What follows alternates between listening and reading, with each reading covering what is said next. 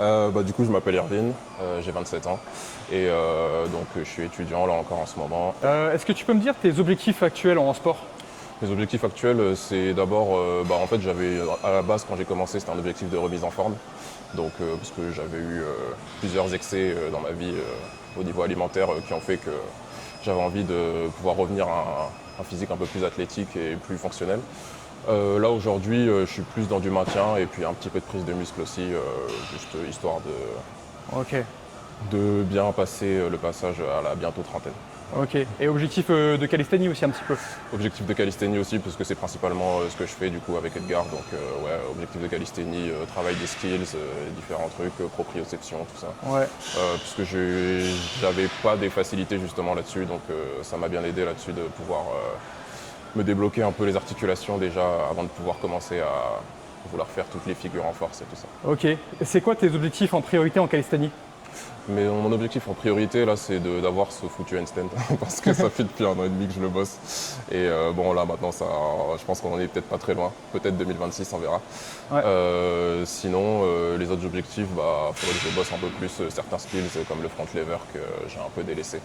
Donc voilà, mais sinon, mes objectifs c'est juste progresser. Ok, tranquille. principalement ça. Qu'est-ce qui t'a fait te dire que tu avais peut-être besoin de prendre un coach? C'est qu'en fait je voulais me lancer, en fait moi là-bas c'était pour la calisthénie et je voulais me lancer mais je savais pas trop quoi faire. En fait j'avais regardé quelques vidéos sur YouTube forcément parce que c'est ce que tout le monde fait et c'était des trucs en mode, en fait je voulais apprendre le muscle up à la base et il y avait beaucoup de vidéos où ça disait en fait si tu sais faire une traction et que tu sais faire un dips, du coup tu sais faire un muscle up, en fait t'as juste à enchaîner les deux. Et j'essayais, ça marchait pas du tout. Ok, Donc du coup, en fait, un jour, Edgar il m'est tombé dessus comme ça à la salle et puis il m'a dit genre moi je fais ça et tout. Et il m'a montré quelques vidéos de ce qu'il faisait. Et franchement, en fait, c'est vraiment tombé genre quelques semaines après que j'ai commencé à le faire et donc c'est tombé vraiment en fait à pile, ok, c'est bien à pic tombé. comme ça quoi. Ouais. Du coup, qu'est-ce que ça t'a apporté le coaching? Qu'est-ce que ça m'a apporté? La discipline de me lever le samedi matin. Non, non. Qu'est-ce que ça m'a apporté? Du coup, forcément, les skills, j'ai pu beaucoup progresser, en fait, pas à l'aveugle, en fait, parce que c'est toujours forcément plus compliqué, en fait, de suivre ses progrès quand Ouais. on est juste face à une vidéo et qu'en fait, on n'a pas un retour direct. Donc déjà, en fait, avoir le relationnel, en fait, direct, ça aide forcément. Ouais, En plus, nous, vu qu'on bosse quand même pas mal en groupe, ça permet aussi d'échanger des techniques et tout ça avec d'autres personnes, d'autres pratiquants.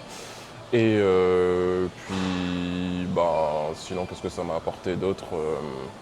C'est vrai que maintenant, j'ai acheté un petit trépied pour me filmer de temps en temps aussi pour les fois où je suis vraiment tout seul et que là, du coup, j'ai envie de pouvoir un peu voir. Mais c'est parce qu'en fait, les bases, à la base, je les avais pas.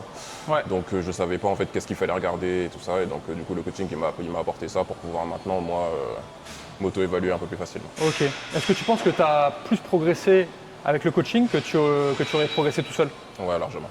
Ouais, franchement, ça c'est genre, j'ai rien pour le prouver, mais moi je le sens, parce que c'est, en fait, il y a les ressources, elles sont partout, c'est vrai, mais c'est dur en fait d'aller chercher la bonne et surtout de focus en fait sur vraiment ce qui pêche chez chaque personne. Parce qu'en fait, il y a des gens en fait qui vont être limités sur certains trucs. Moi, je sais par exemple le muscle up, c'est un skill que j'ai eu quand même plus facilement que d'autres. Ouais. Et parce que en fait, j'avais des prédispositions dans certaines choses qui faisaient que c'était plus facile pour moi. Mais du coup, en fait, sur une vidéo ou sur n'importe quoi, en fait, un coaching par téléphone ou ce genre de choses-là, on peut pas vraiment en fait focus sur chaque personne sur ce dont elle a besoin pour progresser. Et donc du Ouais. coup, en fait, le fait de l'avoir en présentiel comme ça, moi, ça m'a permis de voir que j'avais des problèmes de mobilité au niveau des épaules et que Ouais. c'était là qu'il fallait bosser, quoi. Ah, c'est vrai qu'on a beaucoup bossé la mobilité. Super, pour finir, tu dirais quoi à quelqu'un qui hésiterait à se lancer, que ce soit en coaching présentiel mais peut-être aussi en distanciel? Qu'est-ce que tu dirais? Je lui dirais d'arrêter d'hésiter.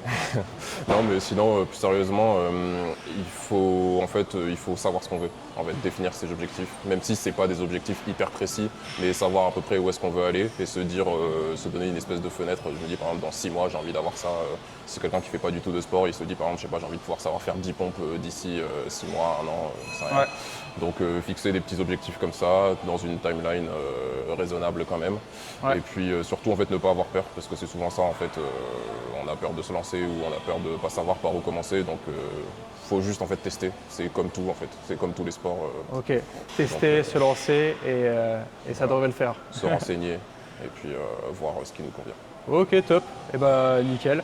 Sur une échelle de 1 à 10, à quel niveau tu recommanderais l'accompagnement avec moi? Moi, du coup, j'ai pas eu l'occasion de faire l'accompagnement complet avec nutrition, tout ça et tout, Ouais. parce que j'avais d'autres objectifs. Mais du coup, sur une échelle de 1 à 10 au niveau du coaching, en tout cas en calisthénie, 10. Voilà. Super. Bah, merci Erwin, ça fait plaisir.